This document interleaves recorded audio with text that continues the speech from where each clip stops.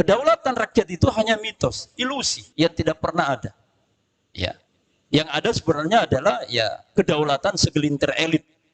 Nah, ini yang kita sebut sebagai kekuatan oligarki. Yang terbaru misalnya ya undang-undang IKN, ya ibu kota negara.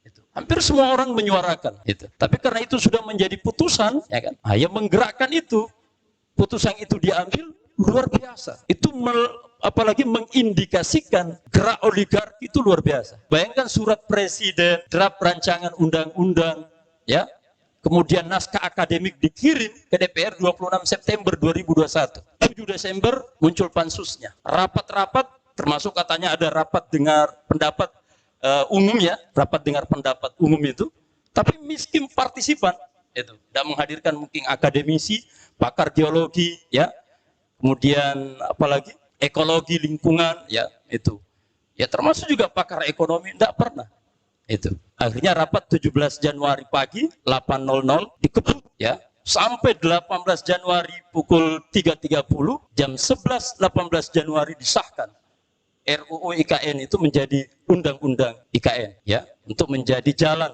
itu, ya, agar pemerintah punya payung hukum. Nah, ini contoh ya. Jadi apa yang mereka sebut sebagai kedaulatan rakyat, karena jadi penolakannya itu banyak hal. Ya, mana tentu membebani APBN, merusak ekologi lingkungan, itu tidak didukung oleh tentu kondisi, apalagi banyak kelemahan dari aspek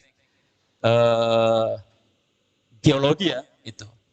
Kemudian yang kelima tentu ya aroma busuk ya para kapital ya pemilik modal gitu. Saya print out dokumen yang dikeluarkan Walhi 35 halaman ini, wah luar biasa itu. Ya, yang punya lahan di Ring 1 ya, luasnya itu 4.644 hektar. Ring 2 122.000 ya.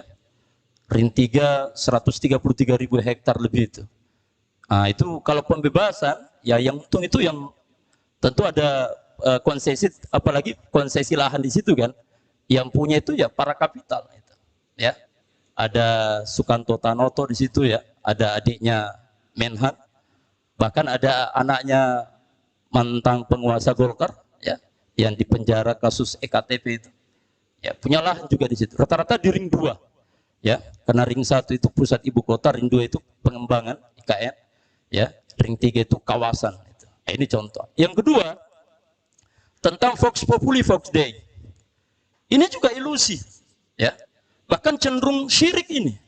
Menyamakan suara rakyat sama dengan suara Tuhan. Mustahil itu. Ya, sejak kapan Tuhan itu ya, itu berselingkuh dengan rakyat untuk melahirkan kemudian satu suara, bersepakat dengan rakyat. Ya. Ini dalam rangka hanya mengelabui masyarakat. Jadi masyarakat kita itu kalau diberi diksi-diksi yang indah, kedaulatan rakyat, gitu kan. Vox Populi Vox Dei, seolah itu harapan yang besar. Itu. Tapi kenyataan yang terjadi bukan Vox Populi Vox Dei. Itu. Jangankan memperhatikan suara rakyat. Oh, suara Tuhan saja dilecehkan kok. Ya kan? Suara Tuhan saja tidak dianggap, tidak direkeng itu. Kalau istilah kita ya, tidak direkeng gitu. Ya. Coba lihat kemarin. Ya. Berapa banyak perda dicabut yang dianggap perda ini pro syariah. Jadi tentang Vox Populi Vox Dei, ya. Ini adalah satu bentuk agitasi diksi untuk meninabohkan kita umat Islam atau anak bangsa di negeri ini. Bahwa seolah-olah suara rakyat itu adalah suara Tuhan. Gitu.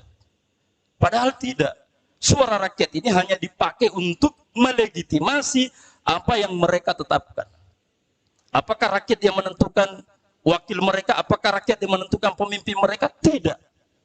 Faktanya bukan rakyat yang menentukan wakil mereka. Karena wakil itu sudah diatur memang, ya kan? Itu. Siapa yang ngatur? Partai. Pemilik partai rata-rata kapital, pemilik modal. Tidak ada pemilik partai itu bukan pengusaha. Anggota DPR sekarang ini, ya, ada 24% lebih, kurang lebih 292 itu pengusaha dari 575 anggota DPR periode 2019-2024. Itu. Jadi rakyat itu tidak pernah dia yang menentukan wakilnya, enggak. Sudah disodorkan memang, dia tinggal mengesahkan saja, coblos. Itu pun yang dicoblos, ya, Gitu. Kalaupun dianggap dia memilih dimenangkan itu saya mayoritas, tidak. Karena banyak terjadi ya, yang memenangkan adalah yang menghitung suara, bukan rakyat yang memenangkan. Iya kan? Itu. Berapa daerah banyak kasus seperti itu. Saya punya cerita ya, ketemu dengan pengusaha dan ya alhamdulillah saya ada berkahnya dakwah di lingkungan pengusaha, meskipun pengusahanya ini butuh waktu untuk menobatkan dia agar tidak terjerumus dalam bisnis kapitalis ini ya.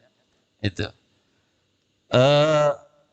dia cerita bagaimana misalnya daerah di Sulsel ya, secara real dia berada di situ ya, yang menang itu ya lawannya, tapi yang dilantik kubunya dia gitu. Jadi saya pesan sama dia, tobat memang Ki Pak Haji, karena kita pernah berada di situ.